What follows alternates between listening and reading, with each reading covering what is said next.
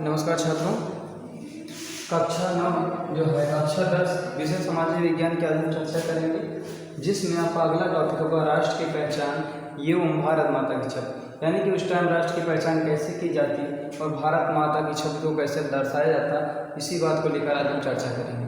अगर आप देखेंगे तो 20वीं सदी में राष्ट्रवाद विकास के साथ साथ जैसे जैसे 20वीं सदी में राष्ट्रवाद का विकास होते गया, भारत की पहचान भारत माता की छवि रूप ले जो भारत की पहचान थी भारत माता की छवि का रूप लेने लगी थी। उसके बाद इसी में बात होती है, यह तस्वीर सबसे पहले जो भारत माता की छवि की बात की जाती है, भारत माता के तस्वीर की बात की जाती है, तो यह जो तस्वीर बनाई गई थी सर्वप्रथम चंद्र चट्टोपाध्याय जी द्वारा 1870 के दशक में मातृभूमि की स्तुति के रूप में जो है इसको जो है बनाया गया था। जो भारत माँ की प्रथम तस्वीर बनी थी वो थी बंकिम चंद्र चट्टोपाध्याय जी द्वारा बनाई गई थी। 20वीं सदी में राष्ट्रवाद विकास के साथ साथ क्या हुआ था, भारत माता का जो राष्ट्र का स्वरूप जो था भारत माता की छवि का रूप लेने लगा था। इस तस्वीर को सबसे पहले बंकिम चंद्र चट्टोपाध्याय जी द्वारा बनाया गया था। उसके बाद होता क्या है कि 1870 के दशक में क्या होता है, मातृभूमि की स्तुति के रूप में इन्होंने बंकिम चंद्र जो है चटर्जी द्वारा क्या किया था, वंदे मातरम गीत लिखाया था। मातृभूमि की जो स्तुति की जाती थी, जो प्रार्थना की जाती थी, तो वंदे मातरम गीत इन्होंने लिखा। इस गीत को इन्होंने अपने जो है इन्होंने उपन्यास लिखा था, उसका नाम था आनंद मठ। उसमें इन्होंने इस गीत को शामिल किया और शामिल करने के बाद क्या किया था, गीत बंगाल के स्वदेशी आंदोलन में खूब गाया गया। यह जो गीत लिखे थे वंदे मातरम गीत को स्वदेशी आंदोलन, बंगाल के स्वदेशी आंदोलन में खूब गाया गया। इसके बाद होता क्या है, स्वदेशी आंदोलन की जो है प्रेरणा से क्या हुआ, आबनीचंद टैगोर द्वारा भारत माता की विख्यात छवि जो है चित्रित की जाती है, यानी कि पेंटिंग बनाई जाती है। स्वदेशी आंदोलन की प्रेरणा से क्या होता है, जो अबनीनाथ टैगोर जी द्वारा थे, उन्होंने भारत माता की विख्यात छवि को जो उन्होंने क्या किया, चित्रों के माध्यम से दिखाया। इस पेंटिंग में भारत माता को एक सन्यासिनी के रूप में दिखाया गया था, यानी कि जो अबनीचंद नाथ टैगोर थे, इन्होंने भारत माता की छवि को बनाया, लेकिन इस छवि में क्या थी, भारत माता को क्या किया गया था, सन्यासिनी के रूप में दर्शाया गया था। उसके बाद क्या होता है, पुनः बाद में इन्हीं पेंटिंगों को, इन्हीं चित्रों को राष्ट्र से आस्था का प्रतीक माना जाने लगा। कहने का मतलब हो गया, बाद में धीरे धीरे समय बीतता गया और इन्हीं के द्वारा बनाई गई पेंटिंगों को क्या किया गया, राष्ट्र में आस्था का प्रतीक माना जाने लगा।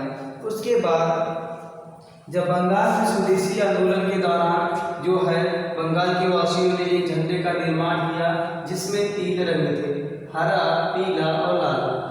बंगाल में स्वदेशी आंदोलन के दौरान एक तिरंगा झंडा बनाया गया, जिसका रंग था हरा, पीला और लाल।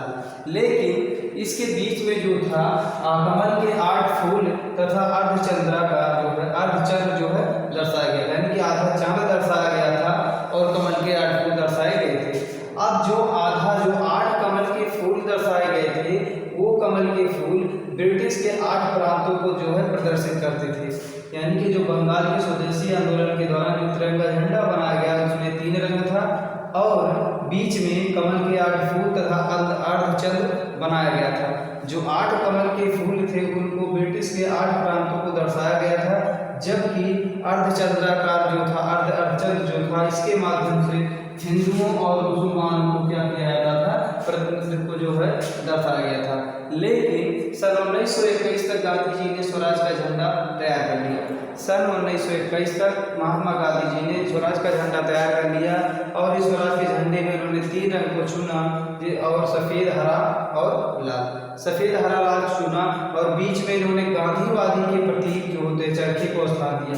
यानी कि इन्होंने बीच में क्या किया, गांधीवाद के प्रतीक को चरखे को स्थान दिया और जुलूस में जब इस झंडे को लेकर जो है चला जाता था, जुलूसों में जब इस झंडे को दिखाया जाता था, तो यह जो झंडा था ये प्रदर्शित करता था क्या, शासन के प्रति अवज्ञा का संकेत माना जाता था, यानी कि यह एक प्रदर्शन के तौर पर देखा जाता था। चर्चा हुई थी राष्ट्र की पहचान के रूप में, यानी कि राष्ट्र को पहचानने का तरीका क्या हो सकता है, भारत माता की छवि कैसे बनी।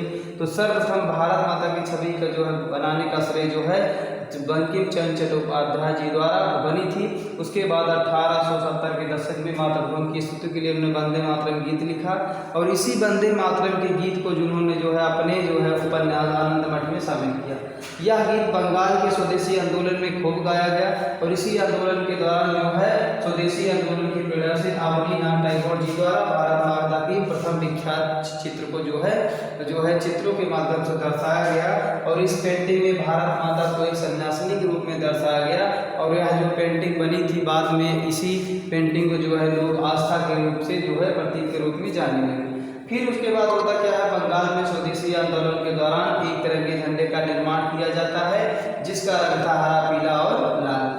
जो हरा पीला और लाल था, बीच में झंडे के बीच में कमल के 8 फूल तथा अर्धचंद्र दर्शाया गया था और अर्ध जो है जो कमल के 8 फूल थे, जो कमल के 8 फूल थे वो ब्रिटिश के 8 प्रांतों को जो है प्रदर्शित करते थे और बीच में जो अर्धचंद्र बनाया गया था उसका मतलब था कि हिंदुओं और मुसलमानों का प्रतिनिधित्व। उसके बाद सन 1921 तक के आते आते स्वराज का झंडा तैयार कर लिया गया महात्मा गांधी जी के द्वारा और इस झंडे का रंग चुना गया सफ़ेद, हरा और लाल और बीच में इन्होंने गांधीवाद के प्रतीक चरखे को स्थान दिया और स्थानों जब इन जुलूसों आंदोलनों में झंडे को लेकर चला जाता था तो शासन के प्रति अवज्ञा का संकेत माना जाता था। तो कल की जो है आज की वीडियो में हमने जाना कि राष्ट्र की पहचान क्या थी, स्टार्टिंग में हुआ था सबसे प्रथम पेंटिंग किसने बनाई थी, आनंद मठ के लेखक कौन थे, भारत माता की छवि को सबसे पहले खरीद किसने किया तो कौन थे, अवनीनाथ टैगोर जी थे और इन्होंने सबसे पहले सन्यासिनी के रूप में इसको दर्शाया। तो कल की वीडियो में हम चर्चा करेंगे कि भारत छोड़ो आंदोलन की शुरुआत कैसे हुई थी। तो कल के वीडियो में मिलेंगे। नमस्कार।